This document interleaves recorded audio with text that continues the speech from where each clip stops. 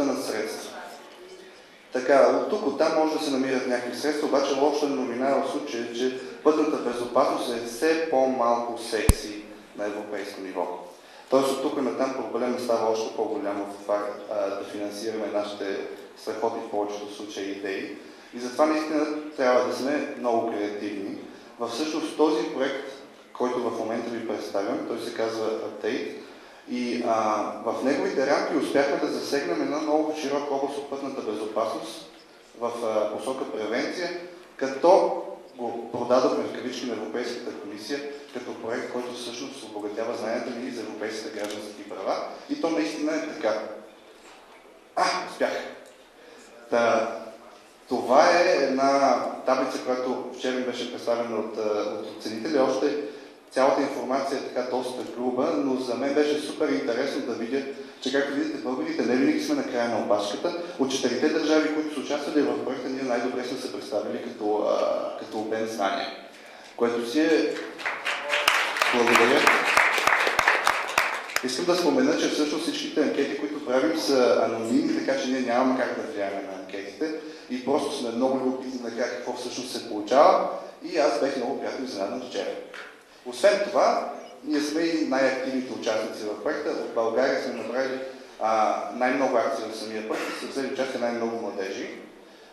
Тук ще ви покажа как всъщност сме комбинирали нещата. Имахме 8 акции, като тръгнахме от Благоевград през април месец тази година. Малко цифри, няма да ги чета всичките, само ще мина през това, защото това едва ли е най-интересното. Но все пак един доста значителен брой младежи са участвали пряко, което значи участвали пряко и изтърпяли се на презентация от час и половина до 2 часа. Освен това сме дали обратна връзка и след това сме ги качили на симулаторите, които сами виждате отвънка пред залата и които вие също ще можете да ползвате. Надявам се в свободното си време, за който му стане случайно скучно и по време на конференцията. Аз лично ще гледам за тези, които им е скучно, така че внимавайте, аз също внимавам. Следващия град, Враца. Интересното тук беше, и затова и комисар Антонов е сред нас, че тази акция специално я направихме с ОД на МВР Враца. С тях имаме едно доста продължително и много плодотворно сътрудничество, за това всяка година увеличаваме обема на свършената работа и както виждате е пълно с млади хора, които ги занимаваме, както вече казах, и с пътна безопасност и с граждански права. След това отидохме в Белоградчик, наистина минавам бързо.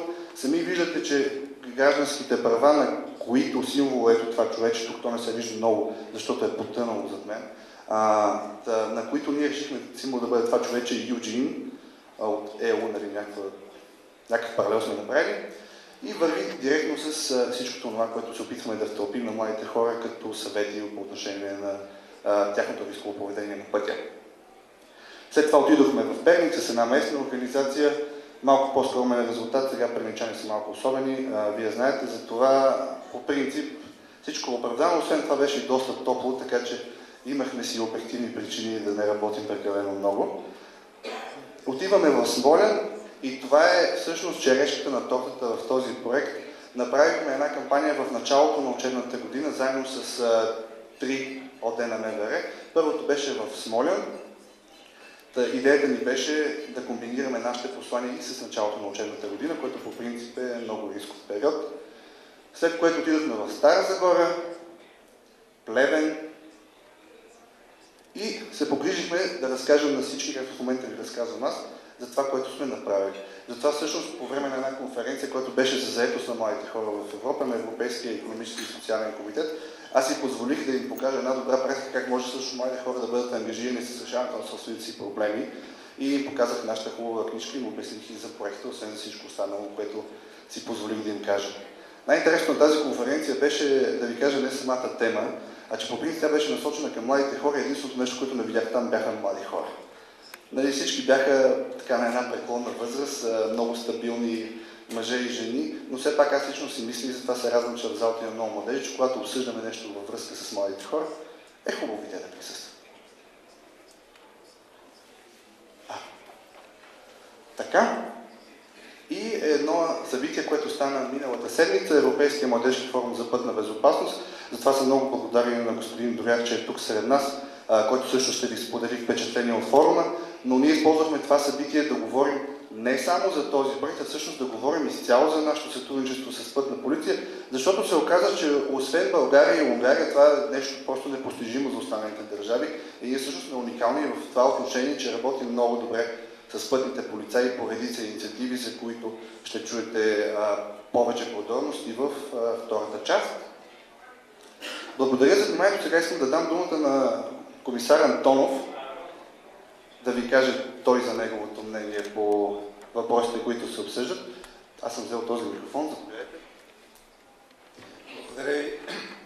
Здравейте всички. Много се радвам, че мога да присъствам на този форум, тъй като работата с младежта на практика е работа с бъдещето.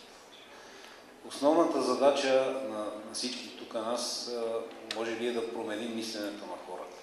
Мисленето на хората трябва да бъде променено в насока спазвам правилата, защото те запазват мен. А не спазвам правилата, защото някой ме контролира. Това е много важно нещо, което трябва да бъде разбрано от хората. Защото промяната на мисленето на хората към добро, към толерантност, към спазване на закона е най-важният фактор, който може да повлияе на безопасността. Никакви контролни мерки, никакви санкции, никакви големи глоби не могат да въздействат така, както промяната на мисленето на хората. Радвам се, че от доста време работиме с господин Ванков и всичките дейности, които сме провели, са изключително успешни и са популярни в страната и всички пътни полицаи с радост се включват. Така че надявам се за напред да продължим да работим все така добре и да постигнем това, което се изисква от нас. Да направим пътищата на страната сигурни, спокойни, така че да живеем нормално. Благодаря. Благодаря, комисар Антонов. Да ви кажа, ние също имаме големи планове за съвместна работа за следващата година. Малко ще спомена във втората част на днешното събитие за тях, но пък ще имаме възможност следващите месеци да говорим в подробности, защото наистина нашето сътрудничество е изключително добро и когато го поставим вече на една по-канализирана рамка, смятам, че може да постигнем много повече от това, което сме постигнали до момента. Сега ще дам думата и моето дистанционно на господин Питър Фолкерстма from Responsible Young Drivers. Let me just remove this for a bit. Okay, thank you. So, today I'm here representing the external evaluation of the update project. And as Daniel already explained, it was a project about citizenship, but we combined it with road safety. How we did this, I will explain it to you in the coming few minutes. And also I will display the project results as we have reached them, and we were talking about it this week here in Sofia. So the update project, it's done by several organizations, some of which you might know. It's Open Youth Bulgaria, it's Top 25 from Belgium, it's the HAHA Association from Hungary, and it's Responsible Young Drivers from the Netherlands, where I myself work. So what did we do during this project? We actually developed a booklet containing the Eugene Daniel was talking about earlier, and we used the booklet to inform and sensitize youngsters about their rights as a European citizen. So to do this, we went to the youngsters and we had several objectives which we had to attain. A rough objective would be to reach 2,500 participants, and we managed to exceed this by quite a bit. As you can see, we had some local actions in each of the countries. We reached 23 in total rather than the 16 we had set as a goal for ourselves. And most importantly, we involved a lot of volunteers in the project, and we managed to reach roughly 35,000 people indirectly.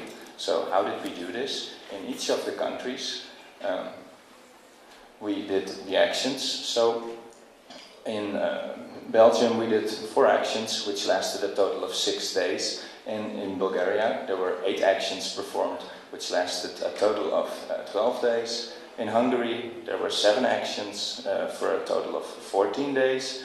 And in the Netherlands, there were 4 actions of 4 days each, or for a day each. And in total, we did 23 actions. So we could say that the project is a very big success, and we managed to reach a lot of youngsters. As I said earlier, it's also important to tie in this project to road safety. So how did we do this? Each of our organizations, we do several road safety specific actions, and in each of our countries we combined actually the update project then with actions for road safety. And as an example, to give you an idea of how this is done, I will end with a picture of how an action like this is performed in the Netherlands. That's actually me a while ago while I was doing a breathalyzer test for a youngster, and this way we sensitize them about alcohol or drugs behind the steering wheel and that they should never do this. And it was easily combined with the update project. So this was my presentation, and thank you for your attention. Много благодаря, Питър. Сега в края на тази част искам да дам думата на господин Дрюар да ви разкаже малко повече за Европейския младежки форум за пътна безопасност и всъщност за това, което ние като българска организация правим там и как то се приема от останалите. Thank you, Daniel. So does it work? Yes. So sorry for my Bulgarian. I don't speak Bulgarian fluently, so I will keep on going in English. Well, that's a big honor to be here with you in Bulgaria again, because it's not my first time in Bulgaria, and I'm very happy about it. I think that's a fantastic country and very active country. So I would like to thank Open Youth, Mr. Daniel Vankov, for his brilliant work and for inviting me today, and also thanking Mr. Antonov for head of traffic police for his great collaboration and precious work too. So actually, I would like to say that the European Commission is right now very attentive regarding Bulgaria, since you are very active within road safety and European rights as well. Daniel Vankov has developed several projects which are very famous in all Europe, in the 28 member states, and very well seen by the European Commission. Last week we have organized the European Youth Forum for Road Safety, gathering two professional youngsters from the 28 member states, gathering Italian police forces and other experts in health, road safety and citizenship. Therefore, the European Commission asked me to their work on enforcement much more than the previous decade. As you may know, they have launched the new European policy orientations for road safety 2011-2020. And they would like to work on enforcement, as Mr. Antonov said, to try to make understand that people have to respect the rules, and not because the authorities are making them obey the rules. It's just a proximity that we need to have with the citizen. This is why we work with youngsters also, because they are overrepresented in traffic crashes. This is the first cause of fatalities for youngsters aged between 15 and 24 years old. So we need to target them, to make them understand that it is very, very important to understand the rules. And if we put rules, it's not because we want to annoy them, it's because we want them to live their life as long as possible.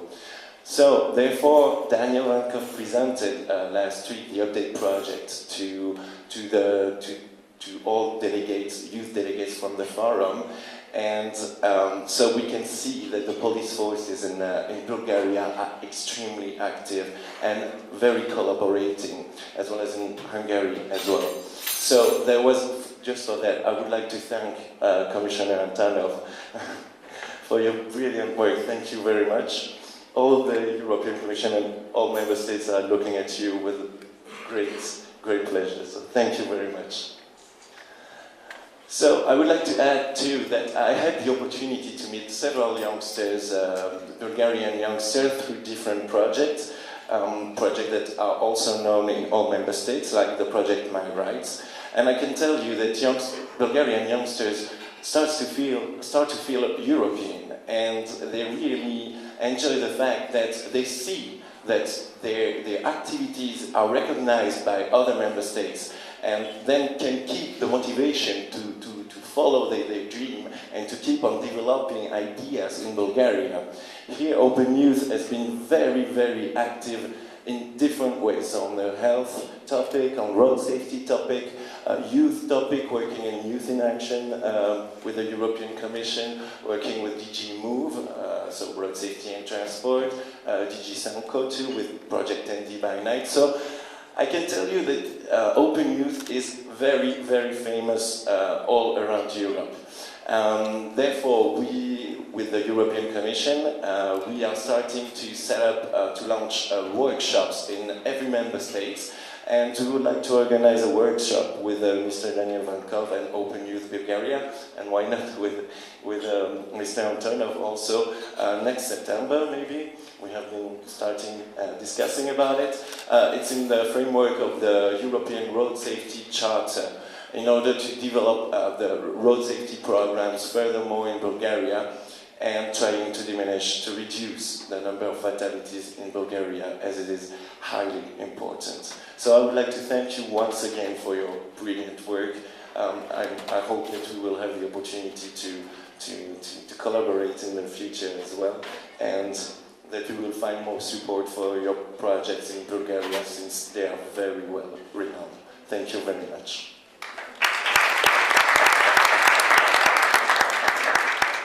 Много благодаря, Аксел, за хубавите думи. Наистина ние се стараем и се радваме, когато това се забелязва не само в България, но и извън пределите на нашата държава. Всъщност това и мен ме радва много, защото допреди няколко години ние бяхме така последващи, т.е. старахме се да видим какво става отвън, за да го пренесем в България, докато сега в един момент се превърнахме в износител на добри практики, което е един изключително радостен факт. Дано в бъдеще да имаме възможност не само да продължим да работим в същия дух, но и да разширим дейността си. Аз също благодаря за това, че вие лично уважихте нашето мероприятие и дойдохте веднага след форума от Брюксел директно, даже не знам дали не и директно след форума. Наистина е голяма чест да бъдете сред нас днес. Това е краят на нашата първа част, в която искахме да ви представим по-обстойно всъщност как може пътната безопасност да бъде прокарана като идея чрез други идейни носители, които идейни носители всъщност са много по-актуални за Европейския съюз, поне на този етап, защото европейското гражданство винаги е една от топ 3 темите, които се обсъждат, независимо на какъв форум се отиде на европейско ниво. Това е наистина един добър пример, който би могъл да се използва и от тук натам, за да бъдат нашите пътища по-безопасни. Всъщност ние да търсим точно такива така наречени ракети носители, за да може да правим наистина нашето пребиваване в държавата много по-приятно и да си говорим за много по-малко човешки трагедии. Всъщност това е и целта на днешния форум, не да си говорим за човешки трагедии, а за да погледнем в бъдещето, в близкото бъдеще на пътната безопасност в България, по-скоро в това, което предстои в различни области. Затова следващата част, след кафе паузата, ще имаме един много широк спектър от говорители и ще говорим за много интересни неща, които всъщност мен лично страшно ме вълнуват. Това е, например, новия сертификат. Той от миналата година вече не е толкова нов, но сравнително нов ISO 39001, който всъщност ще се дава на фирмите, които постигнат определено равнище на безопасност, което е свързано с пътната безопасност. Ще говорим за един малко по-различен поглед върху пътната безопасност, който е икономическия поглед, т.е. това цялото безумие на българските пътища, какво ни струва на нас като общество. Ще говорим и за инфраструктурата, която е неотменна част от пътната безопасност, и когато говорим за превенция, всъщност не може да изпуснем, защото тя е основополагащата на всичко останало, което става на пътя. Така че ще ви поканя навън на едно кафе и продължаваме вътре в 2 часа с първия панел.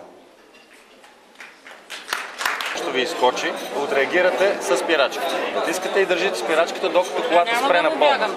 Няма да му бягате. А това ще го пипам ли? Автоматика няма да го пипаме. Добре. Паля, вие сте. Тръгваме ли? А тук целта ми е да карам икономично или там? Там е икономично, тук е... Тук може... Карате рисково и да